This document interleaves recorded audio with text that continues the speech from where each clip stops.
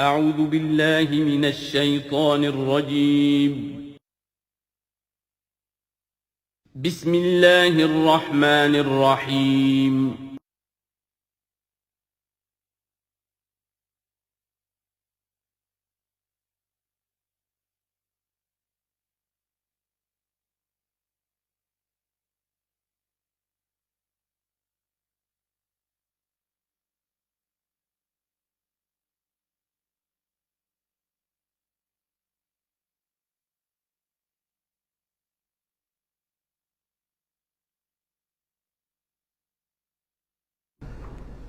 الحمدللہ وکفی والصلاة والسلام علی عبادہ الذین اصطفی اما بعد فقد قال اللہ تبارک وتعالی کما ورد فی سورۃ الحشر اعوذ باللہ من الشیطان الرجیم بسم اللہ الرحمن الرحیم الم تر الی الذین نافقوا یقولون لاخوانهم الذین کفروا من اہل الکتاب لئن اخرجتم لنخرجن معکم ولا نطیع فیکم احدا ابدا وان قوتلتم لننصرنکم واللہ یشہد انہم لکاذبون صدق اللہ العظیم۔ غزوہ بنی نذیر میں جو بھی رول اور کردار تھا یہود کا، پھر ان کا جو انجام ہوا، وہ سورہ حشر کی پہلے رکوع میں بیان ہو چکا ہے۔ ساتھ ہی یہ کہ ایک بہت اہم حکم جو ہے شریعت کا اموال فے کے بارے میں، وہ بھی پہلے رکوع میں ہم پڑھ چکے ہیں۔ اب اس موقع پر منافقین کا جو کردار سامنے آیا تھا دوسرے رکوع میں، اس کے بارے میں گفتگو ہو رہی ہے۔ الم تر الی الذین نافقوا، کیا تم نے دیکھا نہیں ان لوگوں کو کہ جو منافق ہیں، جن کے دلوں میں نفاق نے ڈیرے جما لیے ہیں۔ یقولون لاخوانہم الذین کفروا من اہل الکتاب، وہ کہتے رہے اپنے ان بھائیوں سے کہ جو اہل کتاب میں سے جنہوں نے کفر کیا تھا، ان کے بھائی تھے، دوست تھے، ان کے تعلقات تھے، جو اہل کتاب میں سے تھے، وہ کفر پر اڑے رہے۔ ان سے انہوں نے کہا تھا یہ لئن اخرجتم لنخرجن معکم، دیکھو اگر تمہیں کبھی مدینے سے نکالا گیا ہم تمہارے ساتھ نکلیں گے۔ وہ دوستیاں جو ان کے درمیان حلیفانہ روابط تھے، اگر تمہیں کہیں نکالا جائے گا تو ہم بھی نکلیں گے۔ وَلَا نُطِيعُ فِيكُمْ أَحَدًا أَبَدًا، اور تمہارے معاملے میں کبھی بھی ہم کسی بھی شخص کی اطاعت نہیں کریں گے۔ یعنی ٹھیک ہے ہم ایمان تو لے آئے ہیں، مسلمانوں میں شامل ہو گئے ہیں، اور ہم محمد کا حکم مانتے بھی ہیں بعض معاملات کے اندر، لیکن یہ ہے کہ تمہارے ساتھ ہماری دوستی ہے وہ پختہ ہے، تمہارے ساتھ ہمارے حلیفانہ تعلقات ہیں وہ بہت قدیمی ہے، اور ہمارا تمہارے معاملے میں جو ہے ہمارا طرز عمل تبدیل نہیں ہوگا، اور اگر کوئی اقدام محمد نے صلی اللہ علیہ وسلم تمہارے خلاف کرنے کا فیصلہ کیا تو ہم اس میں ان کا ساتھ نہیں دیں گے۔ لَنَخْرُجَنَّ مَعَكُمْ وَلَا نُطِيعُ فِيكُمْ أَحَدًا أَبَدًا وَإِن قُوتِلْتُمْ لَنَنصُرَنَّكُمْ، اور اگر تمہارے ساتھ جنگ کی گئی تو ہم لازماً تمہاری مدد کریں گے۔ وَاللَّهُ يَشْهَدُ إِنَّهُمْ لَكَاذِبُونَ، اور اللہ گواہی دیتا ہے کہ وہ جھوٹ بول رہے تھے۔ لَئِنْ أُخْرِجُوا لَا يَخْرُجُونَ مَعَهُمْ، اگر وہ نکالے جائیں گے وہ ان کے ساتھ نہیں نکلیں گے۔ وَلَئِنْ قُوتِلُوا لَا يَنصُرُونَهُمْ، اور اگر ان سے جنگ کی جائے گی تو وہ ان کی مدد نہیں کریں گے۔ وَلَئِنْ نَصَرُوهُمْ لَيُوَلُّنَّ الْأَدْبَارَ، اور اگر کہیں ان کی مدد کر بیٹھیں گے تو فوراً بھاگیں گے، پیچھے دکھا دیں گے۔ ثُمَّ لَا يُنصَرُونَ، اور پھر ان کی کہیں سے مدد نہیں ہو سکے گی۔ یعنی اگر ان میں جمع مردی ہوتی تو یہ سچے مسلمان ہی کیوں نہ بن گئے ہوتے؟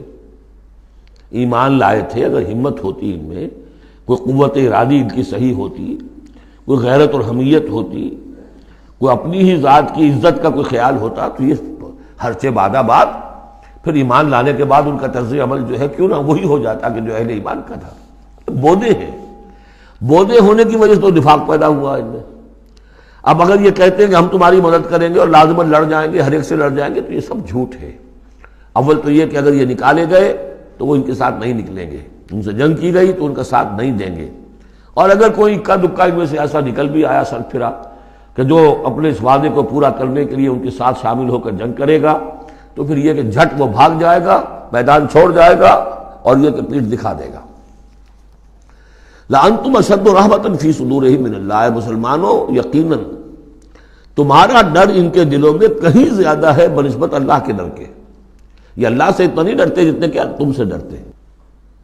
ذالک بانہم قوم لا یفقہون، اور یہ اس لیے ہے کہ انہیں اصل سمجھ حاصل نہیں۔ اصل سمجھ حاصل ہو تو ایمان حاصل ہو جائے، علم حقیقی حاصل ہو جائے، پھر آدمی جان لے کہ اصل زندگی تو آخرت کی زندگی ہے، دنیا کی زندگی تو کھیل کود اور تماشا ہے، اس کے سوا کچھ نہیں۔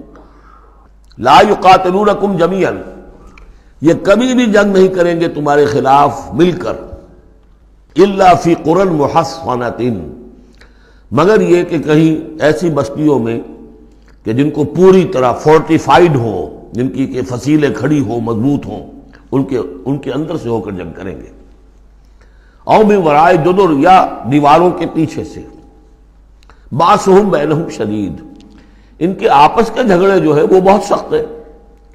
اگر تو خلوص اور اخلاص کسی میں شخص کے اندر ہو تو اللہ کے ساتھ مخلص کیوں نہ ہو جائے گا، اللہ کے رسول کے ساتھ کیوں نہ مخلص ہو جائے گا۔ ظاہر بات ہے کہ بزدلی اور خود غرضی، یہ دو چیزیں ہیں کہ جو در حقیقت ان کے مزاج کا جزو لا ینفک ہے، اور وہی تو اصل سبب ہے ان کے نفاق کا۔ تو یہ کسی اور کے ساتھ کیسے مخلص ہو جائیں گے؟ تحسبہم جمیعا وقلوبہم شتیٰ، تم سمجھتے ہو کہ یہ یکجا ہیں، اکٹھے ہیں، ان کا متحدہ محاذ ہے، جبکہ دل کے دل پھٹے ہوئے۔ ہمارے ہاں بھی سیاسی متحدہ محاذ، چاہے وہ نظام مصطفیٰ تحریک کا بنا تھا، اس کا بھی حال سب کو معلوم ہے کہ اس کے لیڈر جو ہیں علماء کرام ایک دوسرے کے پیچھے نمازیں نہیں پڑھتے تھے، متحدہ محاذ تھا وہ، اتحاد کیسا تھا؟ وہی بات، باسہم بینہم شدید، ان کے تو آپس کے اختلافات جو ہے وہ بہت شدید ہیں، ان کی آپس کی دشمنیاں، کدورتیں، کینے۔ تحسبہم جمیعا، تم سمجھتے ہو کہ یہ جمع ہے، اکٹھے ہیں، وقلوبہم شتیٰ، ان کے دل پھٹے ہوئے ہیں۔ ذالک بانہم قوم لا یعقلون، اور یہ اس لیے کہ وہ ایک ایسا گروہ ہے کہ جو عقل سے کام نہیں لیتے۔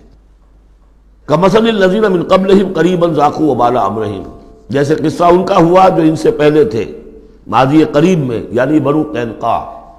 سب سے پہلے بنو قینقاع کا معاملہ ہوا تھا، پھر یہ بنی نضیر کا ہوا، پھر 5ویں سال میں غزوہ احزاب کے ضمیمے کے طور پر بنو قریظہ کا ہوا۔ وَلَهُمْ عَذَابٌ أَلِيمٌ، ان کے لیے بہت ہی دردناک عذاب ہے۔ کمثل الشیطان، یا پھر مثال ہے شیطان کی، اذ قال للانسان اکفر، جبکہ وہ انسان سے کہتا ہے کرو کفر، فلما کفر، اور جب انسان کفر کرتا ہے، قال انی بریء منک انی اخاف اللہ رب العالمین، وہ کہتا ہوں میں تم سے علیحدہ ہوں، میرا تم سے کوئی تعلق نہیں، میں تو اللہ سے ڈرتا ہوں جو تمام جہانوں کا رب اور مالک و پروردگار ہے۔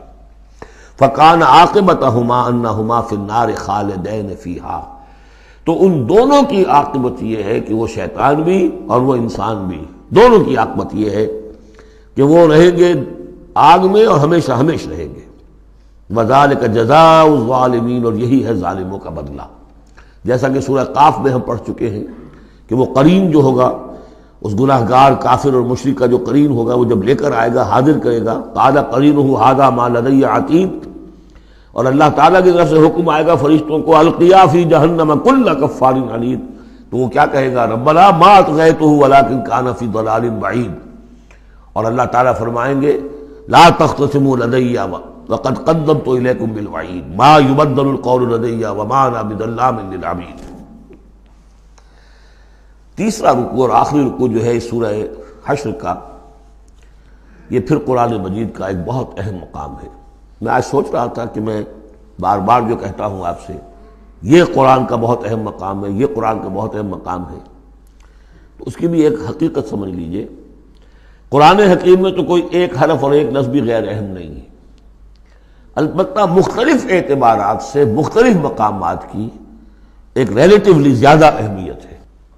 بعض مقامات حکمت کے ہیں، بعض مقامات جو ہیں وہ فلسفیانہ ہیں، بعض مقامات وہ ہیں کہ جو جدید سائنس کے حوالے سے بڑے اہم ہیں، بعض مقامات وہ ہیں جو روح دین سے بحث کرتے ہیں، بعض مقامات وہ ہیں جو ایمان کی ماہیت کو واضح کرتے ہیں، ایمان کیا ہے۔ تو اس اعتبار سے یقیناً مختلف مقامات جو ہیں وہ مختلف اعتبارات سے اور حیثیتوں سے وہ زیادہ اہمیتوں کے حامل ہیں۔ اب یہ جو 7 آیتیں ہیں اس رکوع کی، تیسرے رکوع کی، اس میں فلسفہ، تصوف، پھر یہ کہ اس میں سب سے بڑا جو آ رہا حصہ وہ یہ ہے کہ جیسے 6 آیتیں سورہ حدید کی تھیں کہ جن میں اللہ کے اسماء و صفات کا ذکر ہے، جن میں تفصیل سے گفتگو نہیں کر سکا اور نہ اس کا موقع تھا، تو اسی طرح کا ہم وزن جو ہے 3 آیتیں آ رہی ہیں سورہ حشر کے آخر میں. قرآن حکیم میں اسماء خداوندی کا سب سے بڑا گلدستہ، 16 اسماء ایک جگہ پر اور کہیں نہیں ہے. 8 اسماء ایک آیت میں، الملک القدوس السلام المومن المہیمن العزیز الجبار المتکبر سبحان اللہ عما یشرکون، ایک ہے. تو اس اعتبار سے یہ حصہ بہت اہم ہے. فرمایا یا ایھا الذین آمنوا اتقوا اللہ ولتنظر نفس ما قدمت لغد واتقوا اللہ ان اللہ خبیر بما تعملون. اہل ایمان اللہ کا تقوی اختیار کرو، اور چاہیے کہ ہر جان یہ دیکھتی رہے کہ اس نے کل کے لیے کیا آگے بھیجا ہے. اللہ کا تقوی اور آخرت کا احساس، کل کے لیے کیا بھیجا. ما قدمت لغد، یہ بڑی کل ہے. ایک کل تو وہ ہے کہ جو کل سورج طلوع ہوگا تو شروع ہو جائے گی، اور ایک بڑی کل وہ ہے آنے والی ہے جو بعث بعد الموت کے بعد آنے والی ہے. وہ بڑی کل ہے. اس کل کے لیے کیا بھیجا ہے آگے، کیا سامان ہے، کیا توشہ ہے، کیا تم نے کمائی ہے جو جمع کرائی ہے.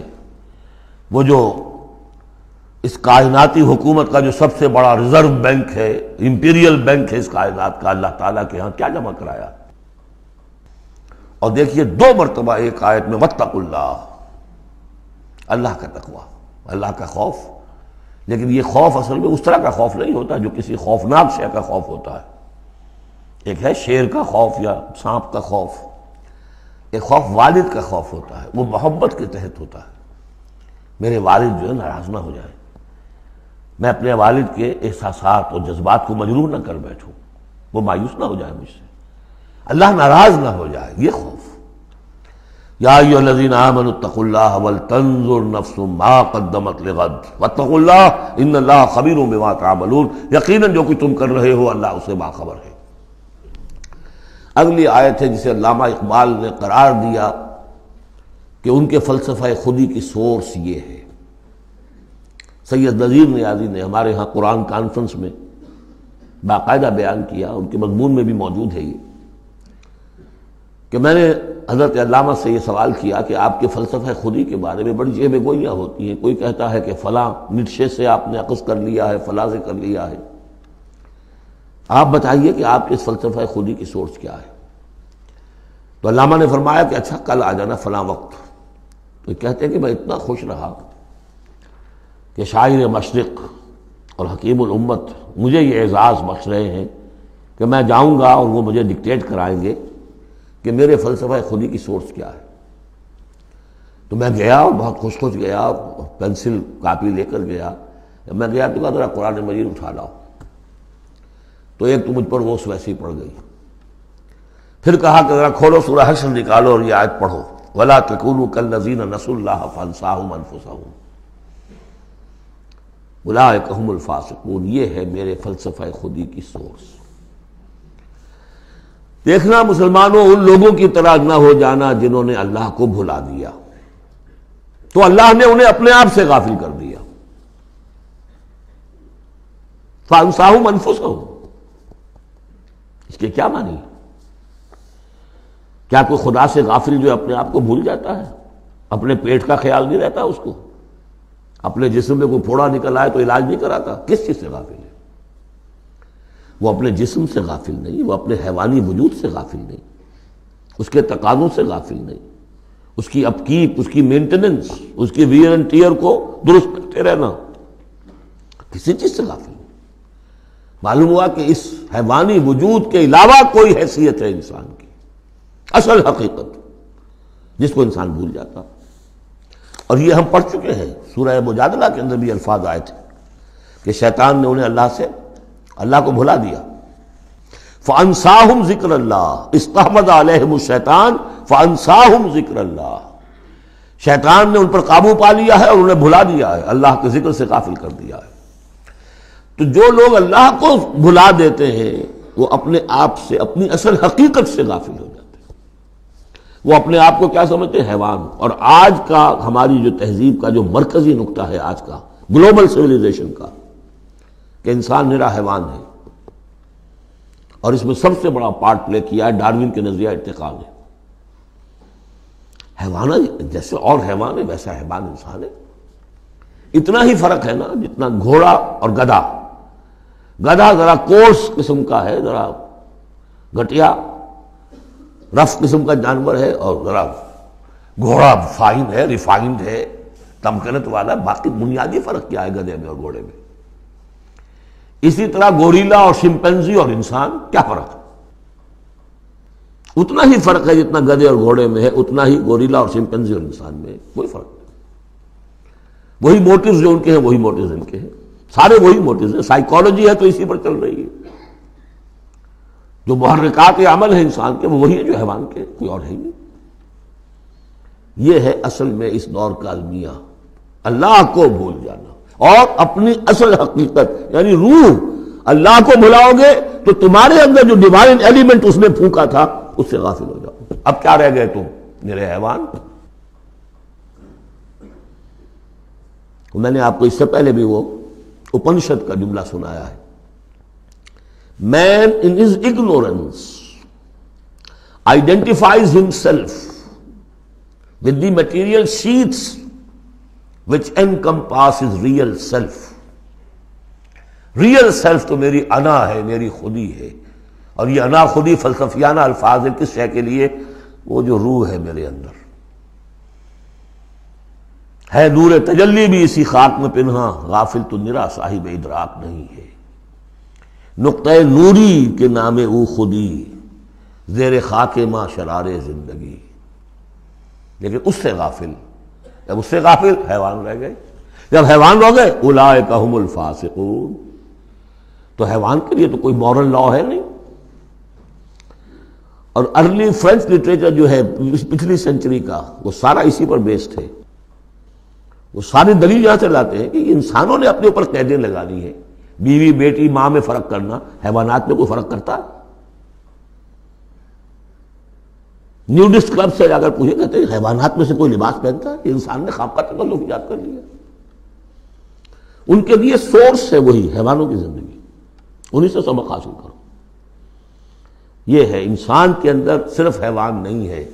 جیسے کہ شیخ سعدی نے کہا تھا آدمی زیادہ طرفہ معجون است از فرشتہ سرشتہ وز حیوان.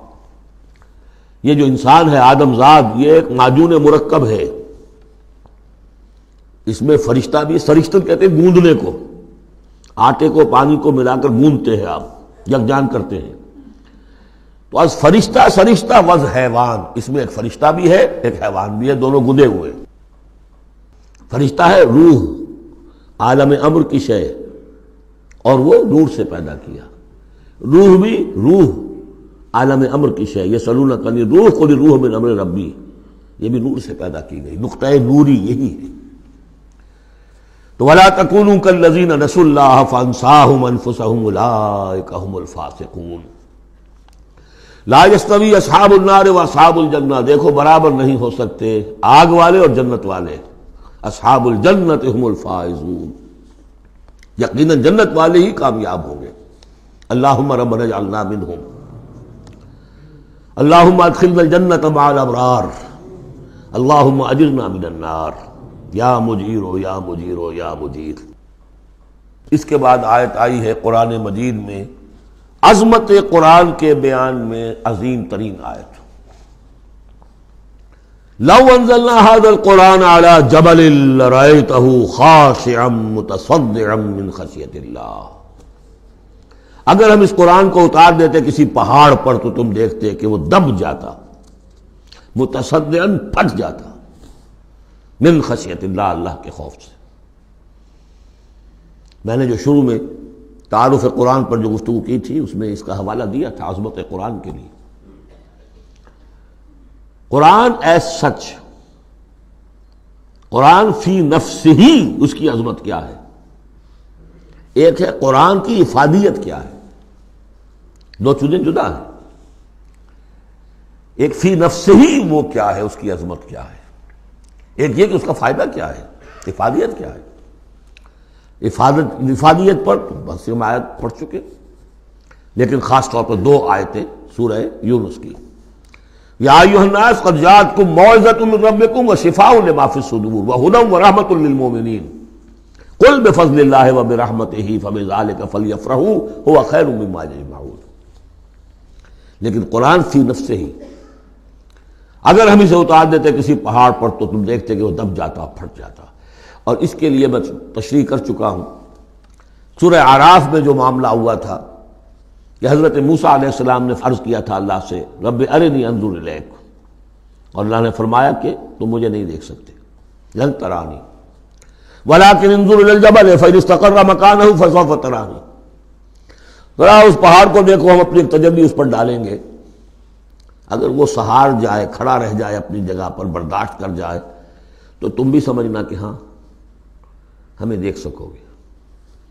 فلما تجلی ربہ للجبل، جب اس کے رب نے ایک اپنا پرتو، ایک جلوہ، ایک تجلی کیا ہے؟ روشنی، ایک نور، اس نور کا جو اللہ نے تعالی نے وہ پرتو ڈالا اس پہاڑ پر، جعلہ دکا وخر موسیٰ صعقا، وہ ریزہ ریزہ ہو گیا.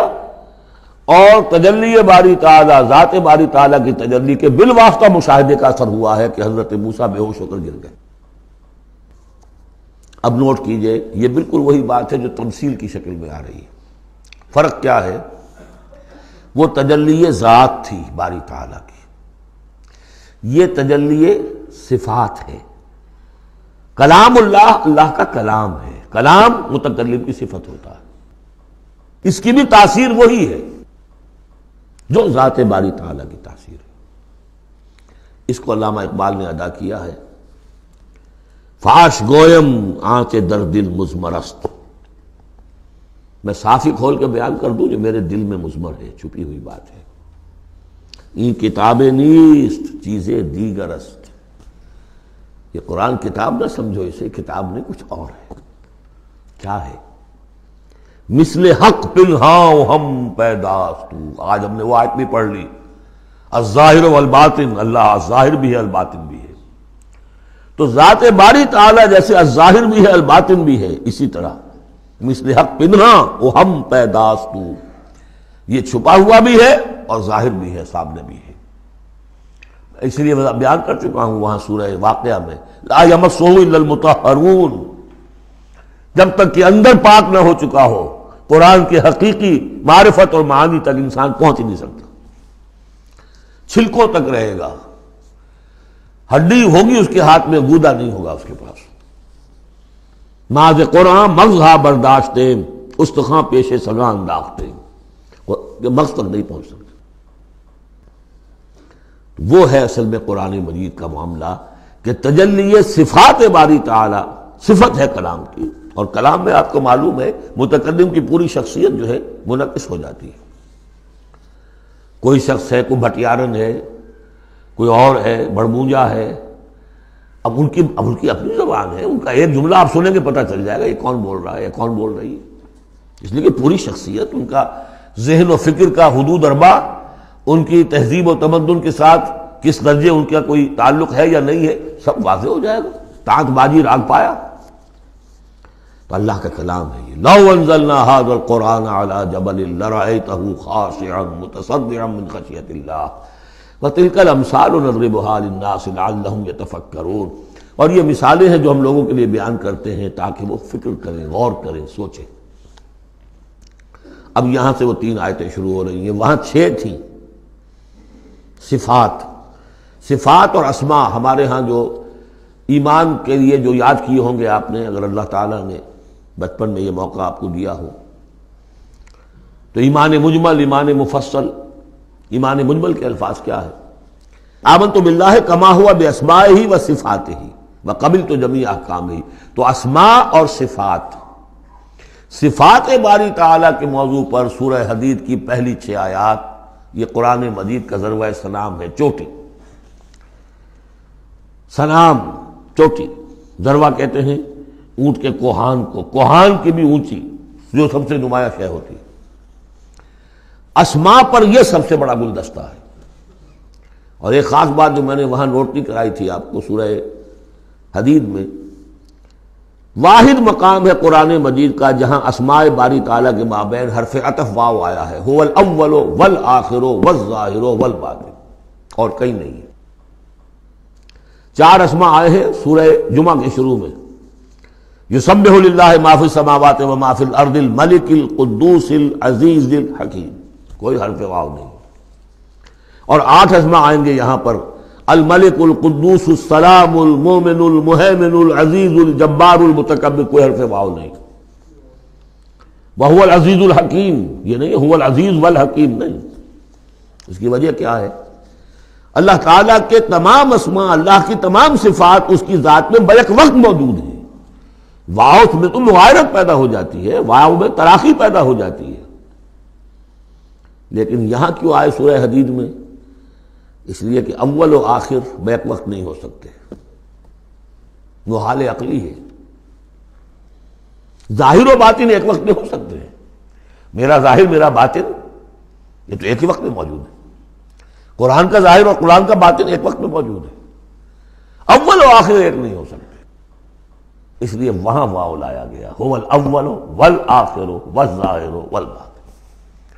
بہرحال اب یہاں پر نوٹ کیجیے، هو اللہ الذی لا الہ الا هو، وہی ہے اللہ جس کے سوا کوئی الہ نہیں، عالم الغیب والشہادہ، جاننے والا ہے کھلے کا اور چھپے کا، وہ بھی جو تمہارے سامنے ہے اور وہ بھی کہ جو تمہاری نگاہوں سے پوشیدہ ہے۔ اس لیے کہ غیب اور شہادہ جو ہے یہ ہمارے اعتبار سے، اللہ کے اعتبار سے نہیں، وہی ہے اللہ کے جس کے سوا کوئی الہ نہیں۔ هو اللہ الذی لا الہ الا هو عالم الغیب والشہادہ، یہ بھی ایک نام کی حیثیت سے شمار ہوتا ہے، جو اسماء 99 گنے جاتے ہیں، عالم الغیب والشہادہ یہ ایک نام ہے اللہ کا۔ اور میں عرض کر رہا تھا کہ اللہ کے لیے سب شہادہ ہی شہادہ، غیب ہے ہی نہیں، اس نقطے کو یہاں سمجھ لیجئے، اس لیے کہ یہ سورہ جن میں آئے گا پھر دوبارہ، اور بہت اہم طریقے پر آئے گا۔ جب قرآن میں غیب اور شہادہ کا لفظ آتا ہے وہ ہمارے اعتبار سے، کہ ہمارے لیے ایک چیز وہ ہے کہ جو ہمارے حواس خمسہ کی گرفت کے دائرے کے اندر آ جاتی ہے، چاہے وہ ٹیلیسکوپ سے آئی ہے اور چاہے وہ مائکروسکوپ سے آئی ہے، لیکن دیکھنے والی شے ہماری آنکھ ہے۔ غیب وہ ہے جو ہم سے چھپا لیا گیا، جنت ہے، دوزخ ہے، آخرت ہے، فرشتے ہیں، خود سب سے بڑی ذات باری تعالیٰ ہے، لیکن اللہ ہر شے کا جاننے والا۔ هو الرحمن الرحیم، وہ رحمان ہے اور رحیم ہے، اس پر سورہ فاتحہ پڑھتے ہوئے میں نے وضاحت کی تھی۔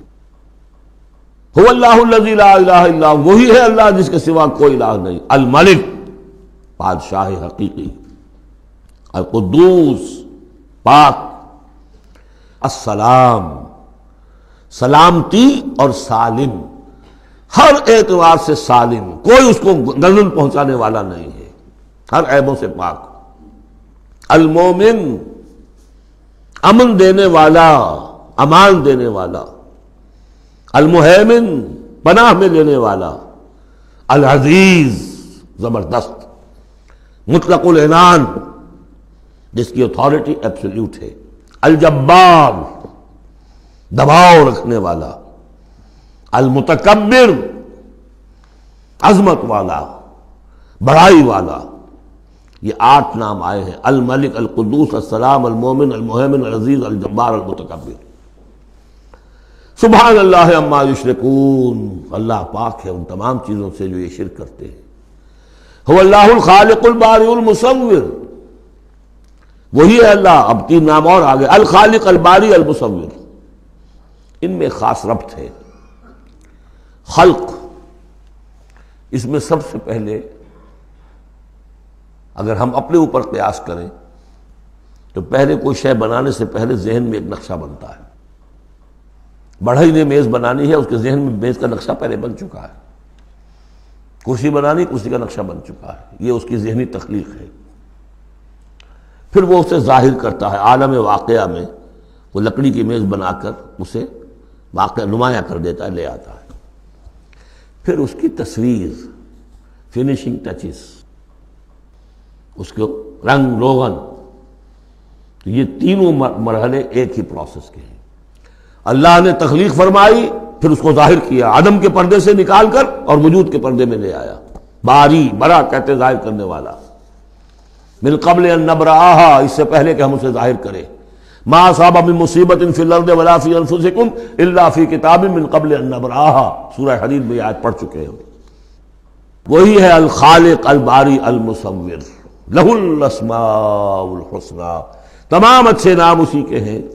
یسبح لہ ما فی السماوات والارض، یہاں نوٹ کر لیجئے، یسبح لہ ما فی السماوات وما فی الارض نہیں ہے، یسبح لہ ما فی السماوات والارض۔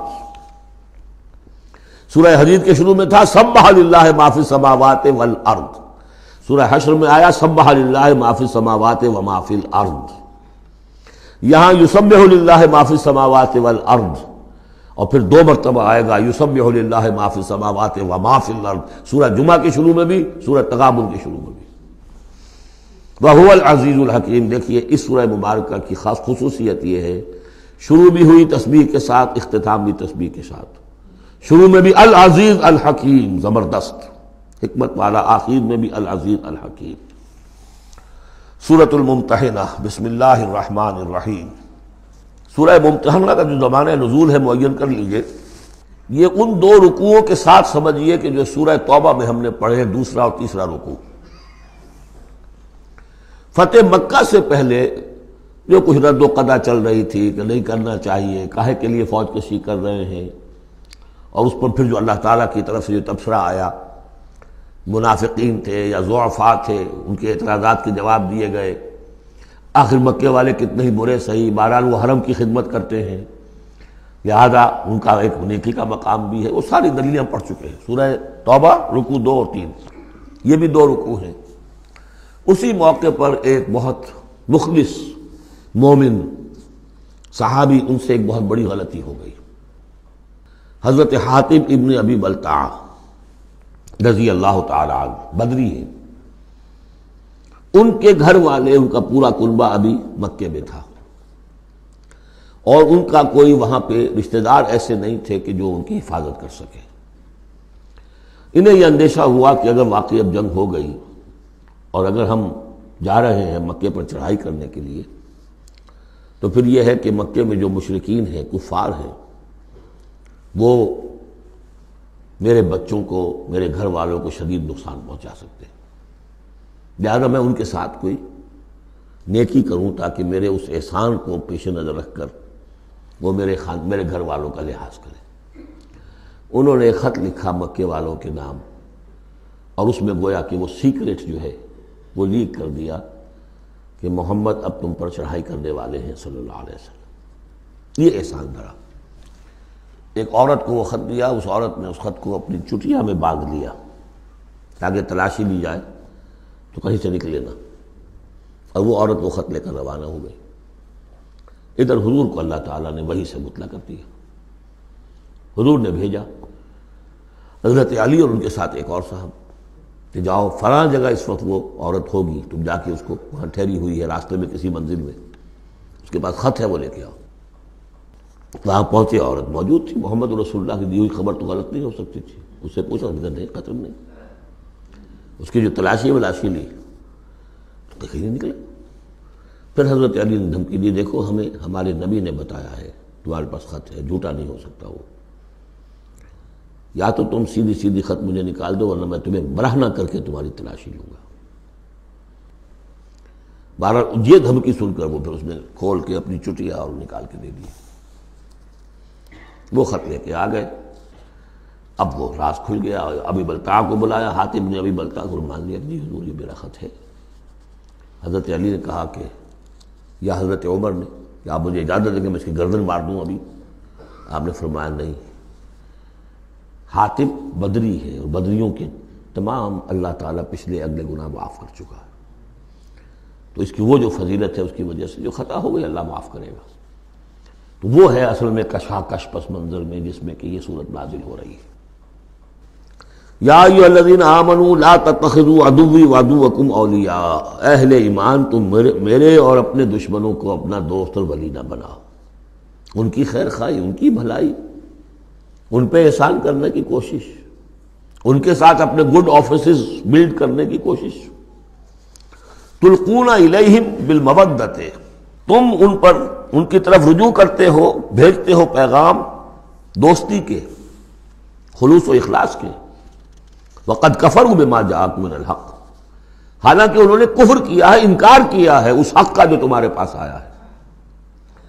یخرجون الرسول وایاکم، وہی ہیں جو نکالتے ہیں، یعنی جنہوں نے نکالا ہے رسول کو صلی اللہ علیہ وسلم، تمہیں بھی نکالا ہے ان تؤمنوا باللہ ربکم، صرف اس جرم کی پاداش میں کہ تم ایمان رکھتے ہو اللہ پر، اپنے رب پر۔ ان کنتم خرجتم جہادا فی سبیلی، اگر تو تم نکلے تھے مکے سے اور تم نے ہجرت کی تھی اس لیے کہ میری راہ میں جہاد کرو گے، تو یہ طرز عمل تمہیں اس کے منافی ہے۔ وابتغاء مرضاتی، اور میری رضا جوئی کے لیے تم نکلے تھے، تو سرون الیہم بالمودہ، تم خفیہ پیغامات بھیجتے ہو ان کو دوستی کے، احسان کے مبنی۔ وَأَنَا أَعْلَمُ بِمَا أَخْفَيْتُمْ، تم نے خفیہ پیغام بھیجا، میں تو خوب جانتا ہوں جسے تم چھپاتے ہو، وَمَا أَعْلَنْتُمْ، جسے تم ظاہر کرتے ہو، وَمَنْ يَفْعَلْهُ مِنْكُمْ فَقَدْ ضَلَّ سَوَاءَ السَّبِيلِ، جو کوئی بھی تم میں سے یہ کام کرے گا وہ تو پھر سیدھے راستے سے بھٹک گیا۔ یہ ایک آیت ہے، اب تک نوٹ کر لیجیے مدنی صورتوں کا جو مزاج ہے۔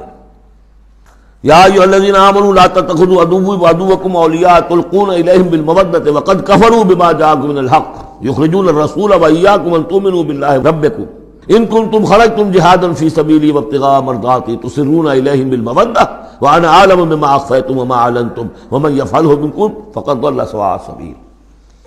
ان یثقفوکم یکونوا لکم اعداء، اگر وہ کہیں تمہیں پا لیں، یعنی تم ان کے ہاتھ لگ جاؤ، ہتھے چڑھ جاؤ، وہ تمہارے ساتھ دشمنی کریں گے۔ وَيَبْسُطُوا إِلَيْهِمْ أَيْدِيَهُمْ، اپنے ہاتھ بڑھائیں گے تمہاری طرف، وَأَلْسِنَتَهُمْ، اور اپنی زبانیں، بِالسُّوءِ، برے ارادے کے ساتھ تمہیں نقصان پہنچائیں گے، ان کی زبانیں بھی ان کے ہاتھ بھی۔ وَوَدُّوا لَوْ تَكْفُرُونَ، اور ان کی خواہش ہوگی شدید کہ کسی طرح تم بھی دوبارہ کافر ہو جاؤ۔ لَن تَنفَعَكُمْ أَرْحَامُكُمْ، تمہیں ہرگز نفع نہیں پہنچائیں گے تمہارے رحمی رشتے، وَلَا أَوْلَادُكُمْ، نہ تمہاری اولادیں، یوم القیامہ، قیامت کے دن، یفصل بینکم، اللہ فیصلہ کر دے گا تمہارے مابین، واللہ بما تعملون بصیر، اور جو کچھ تم کر رہے ہو اللہ اسے دیکھ رہا ہے۔ قد کانت لکم اسوۃ حسنۃ فی ابراہیم والذین معہ، تمہارے لیے ایک اچھا نمونہ ہے، بہت عمدہ ماڈل ہے، اسوہ حسنہ ہے، فی ابراہیم والذین معہ، ابراہیم اور ان کے ساتھیوں کے معاملے میں، ان کی شخصیتوں کی صورت میں۔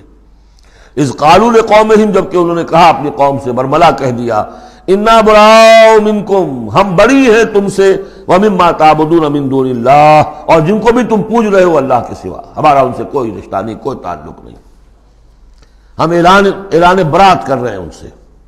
کفرنا بکم، ہم منکر ہوئے تم سے بھی، وبدا بیننا وبینکم العداوۃ والبغضاء ابدا، اور اب تمہارے اور ہمارے مابین عداوت اور بغض اور بیر شروع ہو چکا ہے، اب یہ ہمیشہ باقی رہے گا، حتیٰ تؤمنوا باللہ وحدہ، جب تک کہ تم ایمان نہ لاؤ اللہ پر توحید کے ساتھ، یعنی جب تک اس طرح ننگی تلوار نہ بن جائے ایک مومن۔ حزب اللہ کو ننگی تلوار بننا پڑتا ہے، رشتوں کو کاٹنا پڑتا ہے، وَلَوْ كَانُوا آبَاءَهُمْ أَوْ أَبْنَاءَهُمْ أَوْ إِخْوَانَهُمْ أَوْ عَشِيرَتَهُمْ، سورہ مجادلہ میں پڑھا ہے ابھی۔ تو یہ حضرت ابراہیم علیہ السلام کا معاملہ، الا قول ابراہیم لأبیہ لأستغفرن لک، سوائے اس کے کہ ابراہیم نے ایک وعدہ کیا تھا اپنے باپ سے کہ میں آپ کے لیے ضرور استغفار کروں گا۔ یہ سورہ مریم میں ہم پڑھا ہے، جب اس نے کہا تھا کہ تم نکل جاؤ، وَاہْجُرْنِی مَلِیًّا، اراغب انت عن آلہتی یا ابراہیم لئن لم تنتہ لارجمنک واہجرنی ملیہ، حضرت ابراہیم نے کیا کہا تھا؟ سلام علیک ساستغفر لک ربی انہ کان بی حفیہ، میں آپ کے لیے ابا جان میں اپنے اللہ سے دعا کروں گا، استغفار کروں گا۔ وما املک لک من اللہ من شیء، مجھے اختیار کوئی نہیں ہے آپ کے بارے میں اللہ کے ہاں، کچھ نہیں، آخری اختیار اللہ کا ہے۔ ربنا علیک توکلنا والیک انبنا والیک المصیر، پروردگار ہم نے تجھی پر توکل کیا اور الیک انبنا، اور تیری طرف رجوع کیا، والیک المصیر، اور تیری طرف لوٹ جانا ہے۔ ربنا لا تجعلنا فتنۃ للذین کفروا، پروردگار ہمیں اب کافروں کے لیے تختہ مشق اور تختہ امتحان نہ بنا دے کہ ہمارے اوپر وہ ظلم کرے، اور تو ان کو اوپر آزمائش جو انہیں آزما رہا ہے وہ اس شکل میں کہ ہم پر وہ ظلم کرے، جیسے اللہ تعالیٰ کفار مکہ کو آزما رہا تھا، لیکن تختہ ستم، تختہ مشق کون؟ صحابہ کرام بنے ہوئے تھے۔ واغفر لنا، اور ہمیں بخش دے، انک انت العزیز الحکیم، یقیناً تو ہی ہے سب کچھ زبردست اور حکمت والا۔ اب یہاں نوٹ کر لیجئے کہ سورہ توبہ میں آ چکا ہے کہ حضرت ابراہیم نے آخر میں آ کر تبرأ منہ، جب انہیں معلوم ہو گیا کہ میرا باپ تو دشمن ہے، اللہ کا دشمن ہے، تو برات کی۔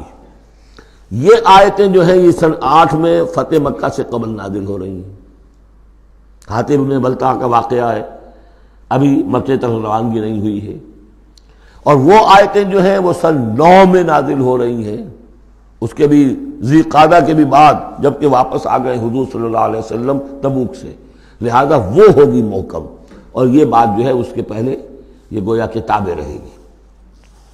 لقد کان لکم فیہم اسوۃ حسنۃ، تمہارے لیے یقیناً ان کی ذات میں، ان کے رویے میں، ان کے طرز عمل میں ایک اچھا نمونہ ہے، لمن کان یرجو اللہ والیوم الآخر، لیکن کس کے لیے؟ کہ جو اللہ کی بھی ملاقات کی امید رکھتے ہوں اور یوم آخر سے ڈرتے ہوں۔ بالکل یہی الفاظ وہاں آئے تھے، لقد کان لکم فی رسول اللہ اسوۃ حسنۃ لمن کان یرجو اللہ والیوم الآخر وذکر اللہ کثیرا، یہ سورہ احزاب میں ہم پڑھ چکے ہیں۔ حضور کی شخصیت، آپ کی سیرت اسوہ کاملہ ہے، لیکن فائدہ کون اٹھائیں گے؟ فائدہ صرف وہی اٹھا سکیں گے کہ جو اللہ پر بھی ایمان رکھتے ہوں، آخرت پر بھی ایمان رکھتے ہوں، اور کثرت کے ساتھ اللہ کا ذکر کرتے ہوں۔ اسی طریقے سے یہاں لقد کان لکم فیہم اسوۃ حسنۃ لمن کان یرجو اللہ والیوم الآخر ومن یتول فإن اللہ هو الغنی الحمید، اور جو منہ پھیر لے، پیٹھ موڑ لے، اللہ غنی ہے، حمید ہے، اللہ کو کسی کی پرواہ نہیں، کوئی احتیاج نہیں۔ اب آخری مسئلہ آ رہا ہے خاص طور پر بعض خواتین کا۔ ہوا یہ تھا کہ صلح حدیبیہ میں طے ہو گیا تھا، جو سن 6 میں ہوئی، کہ مکے سے اگر کوئی مسلمان بھاگ کر جائے گا مدینے تو آپ کو واپس کرنا ہوگا، اور مدینے سے اگر کوئی مسلمان مرتد ہو کر واپس آئے مکے تو ہم واپس نہیں کریں گے۔ یہ شرط تھی، اور شرط مان لی تھی حضور نے۔ اس کے بعد معاملہ پیش آ گیا چند خواتین کا۔ اب ظاہر بات ہے کہ اب خواتین جو ہے ان میں سے کوئی مدینے آ گئی، مطالبہ ہوا ان کا واپس کریں، جو مسلمان تھی ایمان لے آئی تھی۔ حضور نے فرمایا نہیں، وہ مردوں پر بحث تھی، ساری گفتگو جو ہوئی تھی وہ رجال سے متعلق تھی، نساء کی نہیں، لہذا ان کو واپس نہیں کیا جائے گا، اور نہیں کیا گیا۔ لیکن یہ کہ اب جو وہاں سے خواتین آ رہی ہیں، کہہ رہی ہے کہ ہم تو صاحب ایمان ہیں، اس لیے ہم ہجرت کر کے مکے سے آ گئی ہیں یہاں۔ اندیشہ یہ تھا کہ ان میں کہیں جاسوس نہ آ رہے ہوں، مکے والے جو ہیں ان کے ذریعے سے کچھ اسکینڈلائز نہ کریں ہماری سوسائٹی کو، کچھ کہہ نہیں سکتے، لہذا ان کا معاملہ کیا کیا جائے۔ پھر یہ کہ ان کے شوہر تو وہاں ہیں، شادی تو وہاں ہوئی ہوئی ہے ان کی، تو آیا یہ اب یہاں مسلمانوں کے لیے حلال ہے اس درجے میں کہ وہ ان سے نکاح کر سکیں، یا وہ رشتہ برقرار رہے گا؟ کافر جو ہے ان کی بیویاں یہ مسلمان ہو گئی، یہ آ گئیں۔ تو یہ مسائل تھے خواتین کے کہ جن کو اس رکوع میں سورہ ممتحنہ کے اور آخر میں پھر خواتین کی بیعت کا تذکرہ ہے اس میں۔ اور یہ میں سمجھتا ہوں کہ اللہ تعالیٰ کی طرف سے کمپنسیشن ہوتی ہے، جیسا کہ میں نے بتایا تھا کہ باپ اور ماں میں فرق یہ رکھا گیا، قانونی طور پر باپ کا پلڑا بھاری ہے، باپ طلاق دے سکتا ہے ماں کو، ماں تو خلا ہی لے سکتی ہے، طلاق دے نہیں سکتی، اور اگر طلاق ہو جائے گی تو اولاد باپ کی شمار ہوگی، ماں کی نہیں، یہ قرآن کا قانون ہے۔ لیکن دوسری طرف ماں کی خدمت 3 درجے زیادہ ضروری ہے باپ سے، خدمت میں 3 درجے فائق رکھ دیا ماں کو، اور کہا کہ جنت اس کے قدموں تلے۔ تو کمپنسیشن ہوتی ہے، کسی ایک جگہ پر کمی ہے تو دوسری جگہ اس کو، اسی کا نام بیلنس ہے۔ یہ ترازو کے یہ دونوں جو ہیں، اگر بازو جو ہیں یہ برابر ہے تو ایک سیر ادھر ڈالیں گے، ایک سیر ادھر ڈالیں گے، ترازو کی ڈنڈی سیدھی رہے گی۔ ایک چھوٹا ہے ایک بڑا ہے تو چھوٹے میں اب زیادہ ڈالنا پڑے گا اور بڑے میں کم، تب وہ، تو یہ بیلنس تو تب ہوگا کہ وہ جو کمی ہے اس کو پیش نظر رکھیں۔ یہ ہے معاملہ کہ جو یہاں پہ بیان ہوا۔ وہ بیلنس کیا کیا اللہ تعالیٰ نے؟ مردوں کی بیعت کا قرآن میں ذکر ہے، اس کا متن قرآن میں کہیں نہیں ہے۔ بیعت عقبہ اولیٰ کا کیا متن تھا، بیعت عقبہ ثانیہ کا متن کیا تھا، کیا بیعت لی تھی، کیا الفاظ تھے، بیعت رضوان کے موقع پہ کیا جو الفاظ کا تھے، کہیں نہیں، قرآن میں نہیں، احادیث میں مل جائیں گے۔ خواتین کی بیعت کو یہ فضیلت دے دی کہ اس کا پورا متن بھی قرآن مجید میں موجود ہے۔ فرمایا عسى اللہ ان یجعل بینکم وبین الذین عادیتم منهم مودہ، ہو سکتا ہے مسلمانوں کہ جو تمہارے اور جن کے مابین دشمنی پڑ گئی ہے اللہ تعالیٰ تمہارے مابین پھر دوستی پیدا کر دے. کیسے پیدا کر دے؟ وہ ایمان لے آئے. فَإِخْوَانُكُمْ فِي الدِّينِ. اور کوئی زیادہ دور تو نہیں تھا مرحلہ. فتح مکہ کے بعد سن 9 میں وہ آیات آئیں کہ 4 مہینے کی مہلت ہے، اس میں ایمان نہیں لاؤ گے تو گردنیں اڑا دی جائیں گی. سب کے سب لوگ ایمان لے آئے. تو اب ہو گئے بھائی اخوانکم فی الدین. عسى اللہ ان یجعل بینکم وبین الذین عادیتم منهم مودۃ واللہ قدیر واللہ غفور رحیم. اللہ ہر شے پر قادر ہے اور غفور ہے اور رحیم ہے. لا ینہاکم اللہ عن الذین لم یقاتلوکم. اللہ تعالیٰ تمہیں ان لوگوں سے نہیں روکتا کہ جنہوں نے تم سے کبھی جنگ نہیں کی، فی الدین، دین کے معاملے میں، ولم یخرجوکم من دیارکم، اور نہ تمہیں نکالا تمہارے گھروں سے، ان تبروہم وتقسطوا الیہم، کہ تم ان کے ساتھ کوئی بھلائی کرو یا انصاف کا معاملہ کرو. جہاں بھی ولایت کا معاملہ نہیں ہے، کافر کو ولی نہیں بنایا جا سکتا، پشت پناہ، مددگار، حمایتی، قلبی محبت نہیں ہو سکتی، لیکن کوئی نیک سلوک کرنا، کوئی بھلائی کرنا، اس میں کوئی اعتراض نہیں. کافروں کے ساتھ کرو. جو غیر حربی ہے، جس کے ساتھ جنگ نہیں ہے، جس نے کبھی آپ کے خلاف آپ کے کسی دشمن کی مدد نہیں کی ہے، اس کا معاملہ مختلف رہے گا. ان اللہ یحب المقسطین. اللہ تعالیٰ انصاف کرنے والوں کو پسند کرتا ہے. انما ینہاکم اللہ عن الذین قاتلوکم فی الدین. تمہیں اللہ روک رہا ہے ان سے کہ جنہوں نے تم سے جنگ کی ہے دین کے معاملے میں، دین کی وجہ سے. واخرجوکم من دیارکم. نکالا ہے تمہیں تمہارے گھروں سے. وظاہروا علی اخراجکم. اور انہوں نے گٹھ جوڑ کیا ہے تمہارے نکالنے پر، ایک دوسرے کی مدد کی ہے. ان تولوہم. کہ تم ان کے ساتھ ولایت، باہمی ولایت، باہمی کا رشتہ قائم کرو، اس سے روکا ہے. ومن یتولہم. اور جو کوئی ان کے ساتھ دوستی کرے گا، فاولئک ھم الظالمون. تو وہی لوگ ہیں کہ جو ظالم ہیں. یا ایھا الذین آمنوا. یہاں سے اب خواتین کا معاملہ. یا ایھا الذین آمنوا اذا جاءکم المؤمنات مہاجرات. اہل ایمان جب تمہارے پاس آئیں مومن خواتین ہجرت کر کے، فامتحنوہن. تو ان کا ذرا امتحان لے لیا کرو، دیکھ بھال کر لیا کرو، یہ واقعی مومن ہے. کچھ تھوڑی سی انٹروگیشن ہو، سرسری سی اندازہ ہو جائے. لیکن اللہ اعلم بایمانہن.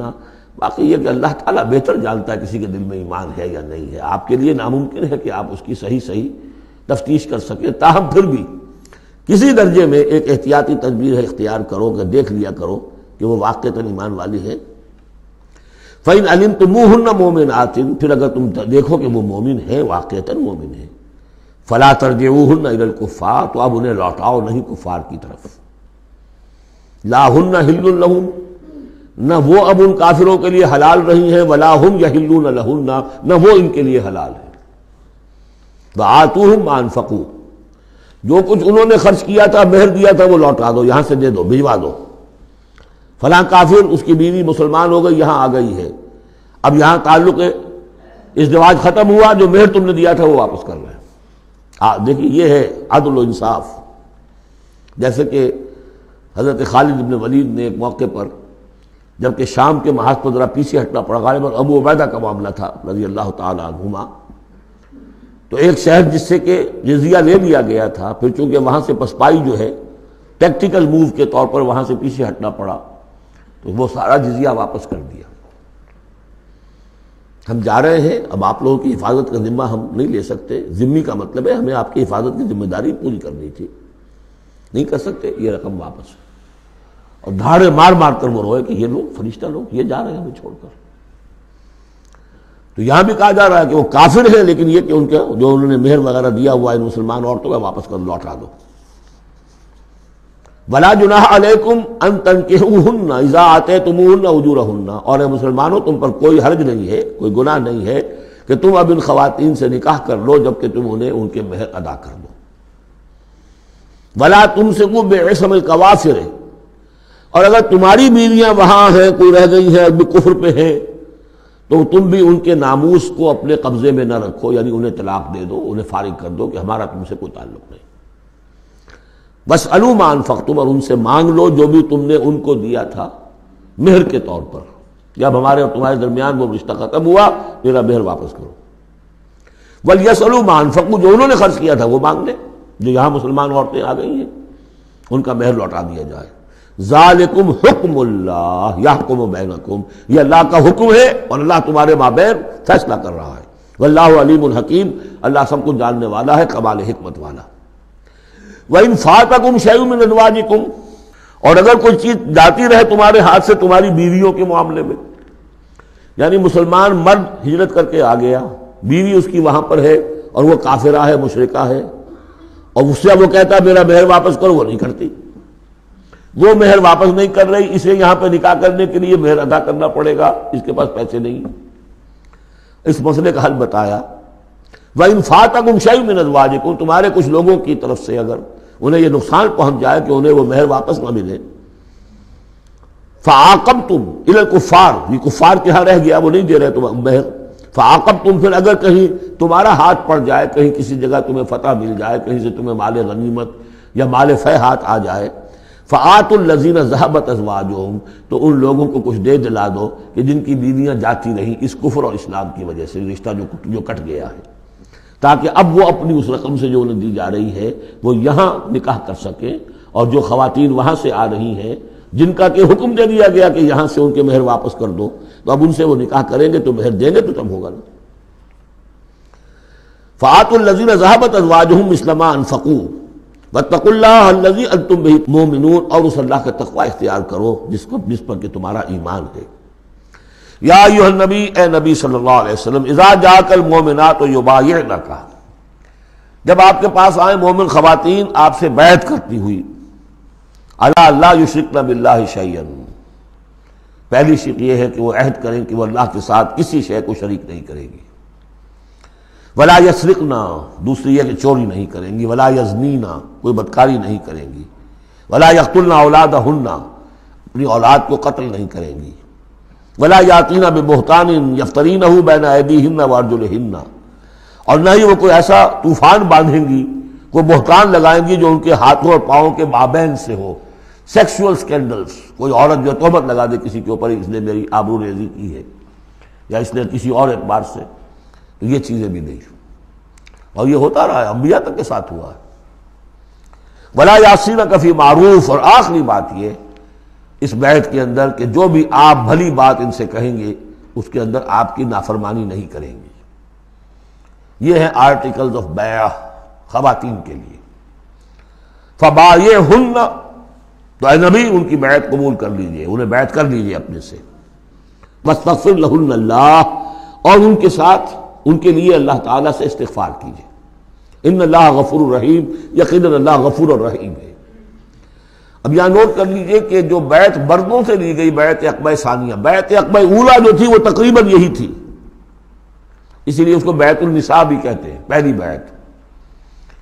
ابھی جو ہے وہ کوئی ایسی شکل سامنے نہیں تھی کہ کوئی جماعتی تشکیل ہو رہی ہو، جماعت بنانی ہو، اور ہمارے ہاں جو بھی صوفیاء ہیں جو بیعت لیتے ہیں وہ بھی تقریباً اسی کو دلیل بناتے ہیں، بیعت عقبہ اولیٰ اور بیعت النساء، وہ اسی بات کا عہد لیتے ہیں، شرک نہیں کروں گا، یہ نہیں کروں گا، چوری نہیں کروں گا، نیکی کے کام کروں گا، وغیرہ وغیرہ۔ تو صوفیاء کی بیعت، خواتین کی بیعت اور بیعت عقبہ اولیٰ تقریباً یہ ہے۔ لیکن وہ بیعت جس سے کہ جماعتی زندگی وجود میں آئی وہ بیعت عقبہ ثانیہ ہے۔ حضرت عبادہ ابن صامت رضی اللہ تعالی عنہ سے اس کی پورا اس کا ٹیکسٹ جو ہے وہ موجود ہے، متفق علیہ حدیث ہے، جس کو بخاری میں بھی ہے، مسلم میں بھی ہے۔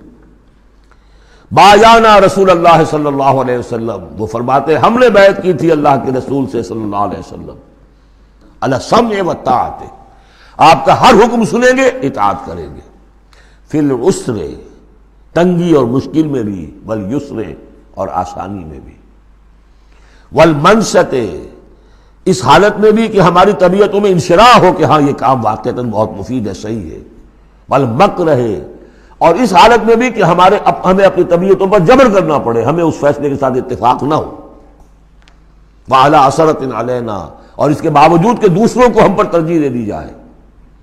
ترجیح دے دی جائے کس بات میں؟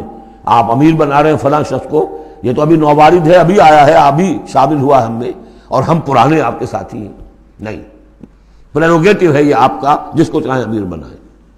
وعلی اللہ نضال الامر اہلہ، جنہیں آپ ذمہ دار بنائیں گے ان سے ہم جھگڑیں گے نہیں، ان سے لڑیں گے نہیں، ان کی اطاعت کریں گے۔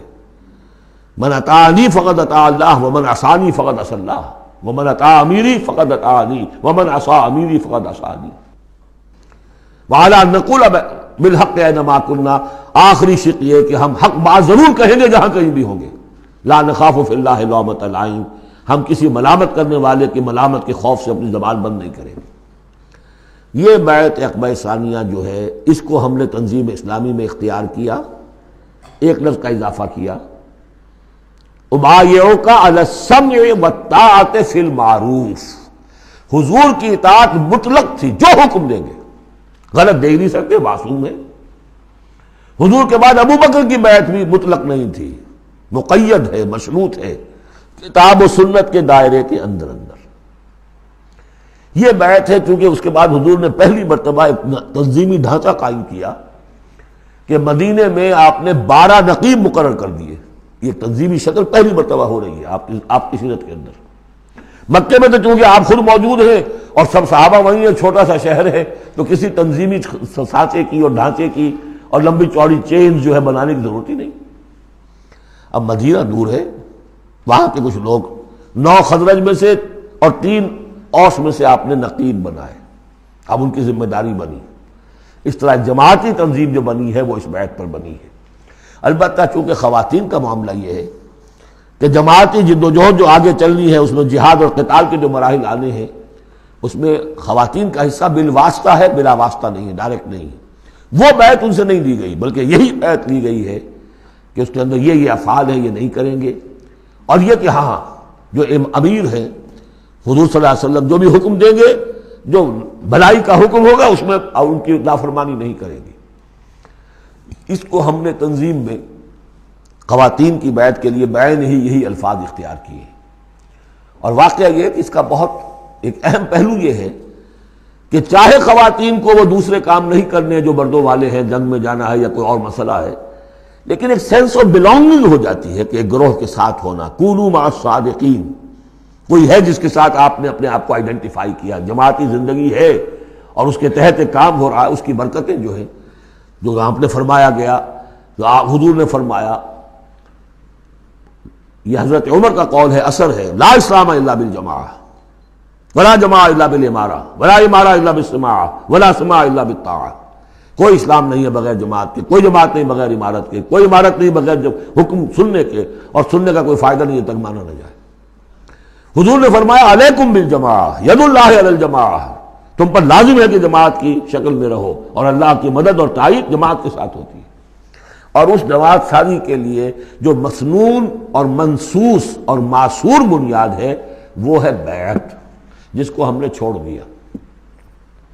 دوسرے طریقے جو ہیں جماعت سازی کے، دستور ہو، دستور کے مطابق پھر قوانین ہو، بائی لاء، یہ بھی حرام نہیں ہے، یہ بھی مباح ہے.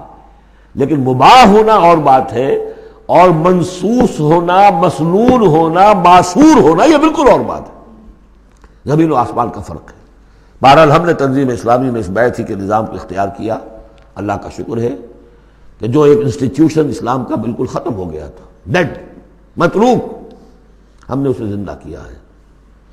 آخری آیت ہے، یا ایھا الذین آمنوا لا تتولوا قوما غضب اللہ علیہم، اہل ایمان ان لوگوں کے ساتھ دوستی نہ کرو جن پر اللہ کا غضب ہے. جہاں سے یہ صورت شروع ہوئی تھی اختتام پر پھر وہی بات آ گئی.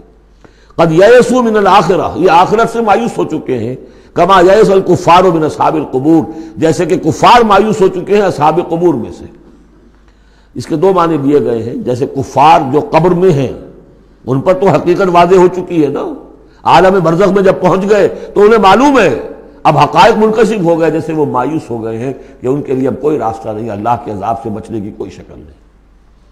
یا یہ کہ جیسے یہ کفار مایوس ہو گئے ہیں کہ جو قبر میں چلا گیا اس کا کوئی باعث بعد الموت نہیں ہے، اس کو دوبارہ اٹھا جانا نہیں ہے. دونوں امکانات، دونوں ترجمے کیے گئے ہیں.